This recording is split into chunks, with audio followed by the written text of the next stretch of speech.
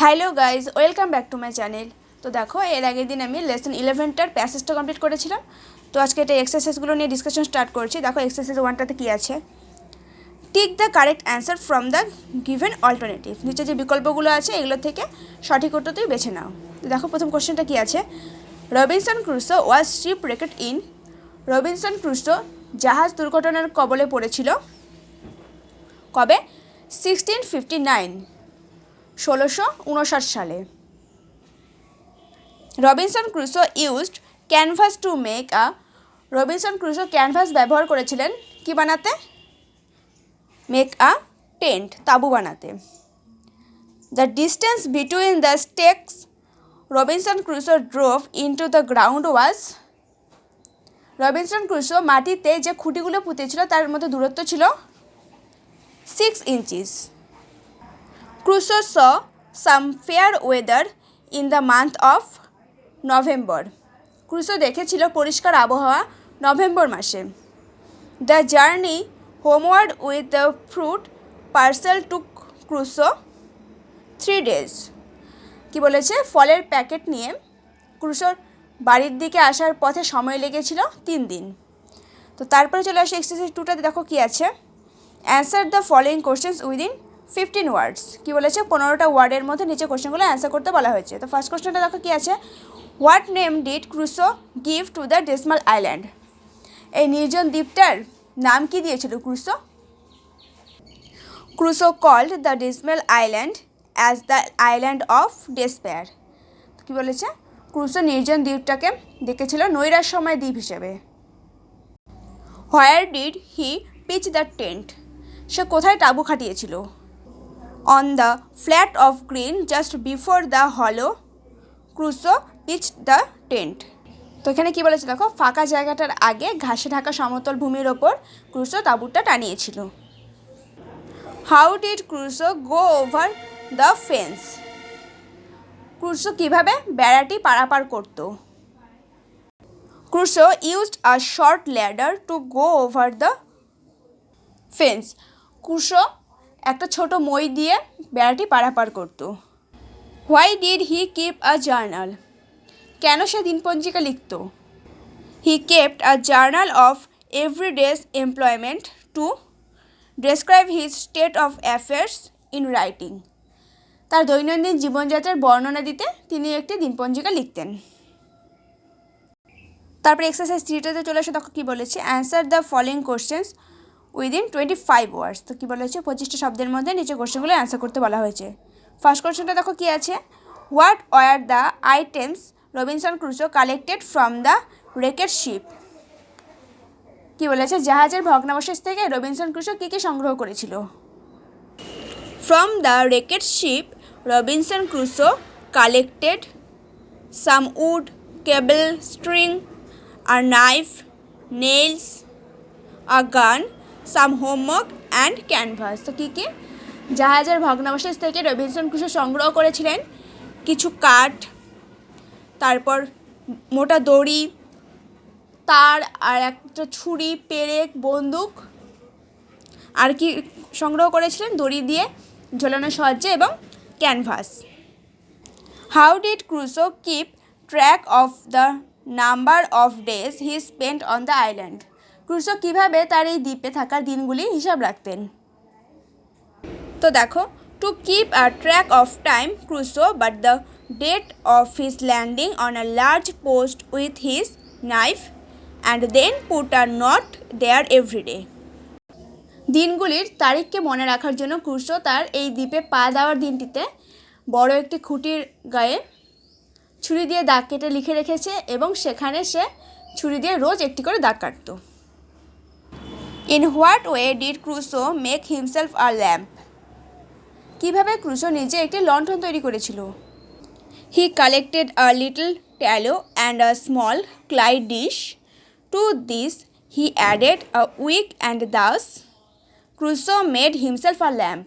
তো কী বলেছে, ক্রুসো কিছুটা চর্বি ও একটা মাটির পাত্র নিল আর সেখানে একটা সলতে ধরিয়ে দিল, সেই চর্বিগুলোর মধ্যে একটা সলতে ধরিয়ে দিল আর এভাবে সে নিজে একটা লণ্ঠন বানিয়ে ফেললো। তারপর চলে আসে এক্সারসাইজ 4টাতে দেখো কী আছে, underline the adverbs and state their kind. কী বলেছে এখানকার অ্যাডভার্বগুলোতে আন্ডারলাইন করতে বলেছে, আর সেগুলো কী ধরনের অ্যাডভার্ব সেটাকে লিখতে বলেছে। তো দেখো এ নাম্বারটা আছে, it is too hot today. তার মানে কি, আজ প্রচণ্ড গরম, মানে অন্য দিনগুলোর থেকে আজ প্রচণ্ড গরম। তাই এখানে টুডের মধ্যে হয়েছে অ্যাডভার্ব, টুডেটা অ্যাডভার্ব, আর এটা হয়ে যাবে অ্যাডভার্ব অফ কম্প্যারিজন, মানে অন্য দিনগুলোর সাথে এটাকে কম্পেয়ার করা হয়েছে। তারপরে দেখো কী আছে, the girl seldom visits my house. তো কী বলেছে, মেয়েটি কদাচিৎ আমাদের বাড়িতে আসে। তো কী বলেছে, মাঝে মাঝে, এটা হয়ে যাবে adverb of frequency. He search everywhere for the book. সে সর্বত্র খুঁজেছিল বইটা। এখানে অ্যাডভার্বটা হয়ে গেল এভরিহোয়ার, আর এটা হয়ে যাবে অ্যাডভার্ব অফ প্লেস। তারপরটা দেখো কী আছে, দ্য বয় রানস ফাস্ট। ছেলেটি তাড়াতাড়ি দৌড়োয়। তো এটা হয়ে যাবে অ্যাডভার্ব অফ ম্যানার। তারপর চলে আসে এক্সারসাইজ 5টাতে দেখো কী আছে, underline the clauses in the following sentences and state what kind of clauses they are. তো কী বলেছে, নিচের বাক্যগুলির ক্লজগুলির তলায় দাগ দাও এবং সেগুলি কী রকমের ক্লজ সেটা লেখো। তো প্রথমে এটা দেখো, she asked me what my name was. এটা হয়ে যাবে noun clause. He is a friend who has always helped me. এটা হয়ে যাবে adjective clause. Please enter the room when you are asked to. এটা হয়ে যাবে adverb clause. That he will win is known to us. এটা হয়ে যাবে adjective clause. তারপরে চলে আসে এক্সারসাইজ 6টাতে দেখো কী আছে, identify the following sentences as simple, complex and compound. নিচের সেন্টেন্সগুলো সিম্পল সেন্টেন্স না কমপ্লেক্স সেন্টেন্স না কম্পাউন্ড সেন্টেন্স সেটা বের করতে হবে। তো দেখো এ নাম্বারটা কী আছে, they predicted that it would rain. তো এটা হয়ে যাবে complex sentence. The weather being rain the children went out to play. এটা হয়ে যাবে simple sentence. Rabi woke up early but he could not reach school on time. এটা হয়ে যাবে compound sentence. Finishing his work my father return home. এটা হয়ে যাবে simple sentence. তারপর চলে আসো এক্সারসাইজ 7টাতে দেখো কী আছে, ডু অ্যাজ ডিরেক্টেড, মানে নির্দেশ অনুসারে বাক্যগুলোকে পরিবর্তন করো। তো দেখো কী আছে, Tatar hopped to do well in the examination. এটাকে কী বলেছে, change into a complex sentence. এটাকে কমপ্লেক্স সেন্টেন্সে বানাতে হবে।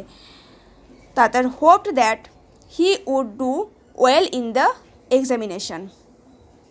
The headmistress arrived and the meeting began. Change into a complex sentence. এটাকে complex sentence করতে হবে। After the headmistress arrived, comma, the meeting began. তারপরে দেখো কি আছে, Ayesha was surprised when she heard the news. Change into a simple sentence. এটাকে বলেছে simple sentence করতে। Ayesha was surprised to hear the news. তারপরে দেখো কি আছে, you must work hard to be successful in life. Change into a compound sentence. এটাকে compound sentence বানাতে হবে। You must work hard and then you can be successful in life. তারপর চলে আসে এক্সারসাইজ 8টাতে দেখো কি আছে, you had been ill for 3 days. তুমি 3 দিন ধরে অসুস্থ ছিলে। Write a letter to the headmaster or headmistress of your school seeking leave of absence for those days. এই দিনগুলোতে অনুপস্থিতির জন্য ছুটি চেয়ে প্রধান শিক্ষক বা প্রধান শিক্ষিকাকে চিঠি লেখো। তো দেখো, to the headmaster or headmistress, তারপর তোমাদের স্কুলের নাম আর স্কুলটা কোথায় অবস্থিত সেটা লিখবে। সাবজেক্টটা দিবে leave of absence due to illness, শারীরিক অসুস্থতার জন্য ছুটির আবেদন। স্যার বা madam, this is to inform you that, আপনাকে জানাচ্ছি যে আমি, এই জায়গাটা তোমাদের নাম লিখবে। A student of class 9 of your school, আপনার স্কুলের ক্লাস 9-এর ছাত্র বা ছাত্রী। Could not attend classes for the last 3 days due to severe fever and body pain. কী বলেছে, আমি গত 3 দিন ধরে আমার প্রচণ্ড জ্বর ও সারা শরীরে যন্ত্রণার জন্য বিদ্যালয়ে উপস্থিত হতে পারিনি। The doctor diagnosed it to be a viral fever and advised me to take rest for 3 days. ডাক্তারবাবু পরীক্ষা করে বলেছেন এটি ভাইরাসজনিত জ্বর এবং তিনি আমাকে 3 দিন বিশ্রাম নেওয়ার উপদেশ দিয়েছেন। So I would be very grateful if you kindly grant me this leave of absence and allow me to rejoin from today. কী বলেছে, আমি অত্যন্ত কৃতজ্ঞ থাকব যদি আপনি আমার এই অনুপস্থিতির ছুটি মঞ্জুর করেন এবং আজ থেকে পুনরায় ক্লাসে যাওয়ার অনুমতি দেন। I am also attaching the medical certificate provided by the doctor along with this letter. কী বলেছে, ডাক্তারবাবুর দেওয়া ডাক্তারি সার্টিফিকেট আমি এই চিঠির সাথে লাগিয়ে দিয়েছি। থ্যাঙ্কিং ইউ, ধন্যবাদ আনতে, ইউর সিনসিয়ারলি, আপনার বিশ্বস্ত, এখানে তোমাদের নাম আর এখানে তোমাদের অ্যাড্রেসটা হয়ে যাবে। তো তারপর দেখো একটা লেটার আছে এক্সারসাইজ 9টাতে। You want to visit our tourist spot during the Puja vacation. কী বলেছে, পুজোর ছুটিতে তুমি একটি জায়গায় ভ্রমণে যেতে চাও। Write a letter within 100 words to the manager of a hotel enquiring about the availability of rooms, cost involved and sights to be seen. তো এই বিষয়ে 100টা শব্দের মধ্যে হোটেলের ম্যানেজারকে একটা চিঠি লেখো, ঘর পাওয়ার সম্ভাবনা, ঘরটার দাম, হোটেল থেকে আশেপাশের জায়গা দেখতে যাওয়ার খরচ তা জানতে চেয়ে। তো দেখো যে কোনো ভ্যাকেশন সম্বন্ধে দিলেই তোমরা এরকম ধরনের চিঠি লিখতে পারো। তো আমি এখানে উইন্টার ভ্যাকেশন আর পূজা ভ্যাকেশন দুটো মিক্সড করে লিখেছি, দেখো একটু। টু দ্য ম্যানেজার, তারপর একটা হোটেলের নাম দিলাম Victoria House hotel Puri, pin 733412। তো সাবজেক্টটা কি, required AC deluxe rooms for lodging, থাকার জন্য বাতানুকূল আরামদায়ক ঘর প্রয়োজন। Dear sir, this is to inform you that we are planning to visit Puri on 16 January 2022। আপনাকে জানাচ্ছি যে আমরা 16 জানুয়ারি 2022-এ পুরী বেড়াতে যাবার পরিকল্পনা করেছি। আর যেখানে যদি পূজা ভ্যাকেশন দাও তাহলে এখানে ডেটটা চেঞ্জ করবে, ডেটটা এই সেপ্টেম্বর অক্টোবরের আশেপাশে ডেট দেবে, কারণ তখন পুজো হয়। আমি এটা উইন্টার ভ্যাকেশন দিয়ে লিখেছি। We are a group of 11 adults with 3 children and intent to stay there for 4 days during this winter vacation or Puja vacation. তো কী বলেছে যে আমরা দলে 11 জন প্রাপ্তবয়স্ক ও 3 জন বাচ্চা থাকবে এবং আমরা পুজোর ছুটির বা শীতের ছুটির 4টা দিন ওখানে কাটাতে চাই। For lodging we would require 3 AC deluxe rooms from 16 January to 19 January. তো কী বলেছে, আমাদের থাকার জন্য লাগবে 3টে বাতানুকূল আরামদায়ক ঘর, মানে এসি রুম, 16 জানুয়ারি থেকে 19 জানুয়ারি পর্যন্ত। Kindly inform us at the earliest regarding the availability of the requisite rooms in your hotel along with their rates. তো কী বলেছে, দয়া করে আপনি যত তাড়াতাড়ি সম্ভব জানান আপনাদের হোটেলে আমাদের চাহিদা মতো ঘর পাওয়ার সম্ভাবনা এবং সেটার দৈনিক ভাড়া কত।